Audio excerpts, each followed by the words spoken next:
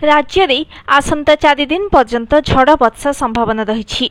आज 4 दिन कालबैशाखी प्रभाव में घड़घड़ी सहित वर्षा पवन होगा नहीं सतर्क करिछि आंचलिक पाणीपाग केन्द्र। उपकूल उत्तर और दक्षिण ओडिशा रे कालबैशाखी वर्षा हेब। घड़घड़ी बिजुली सहित केतेक स्थान रे प्रबल वर्षा होई पारे। आज 19 जिल्ला को येलो अलर्ट जारी होईछि।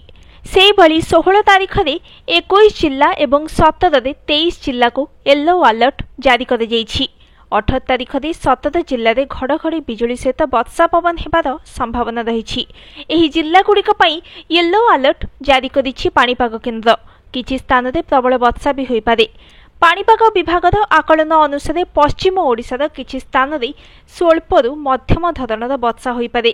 तेबे 19 तारीख राज्य में पाग सुखिला रहिबो। सेहीपरि आगामी 4 रु 5 दिन पर्यंत तापमात्रा रे विशेष परिवर्तन हेबो नाही बोली आकलन करा जाइछि। Bureau report news today.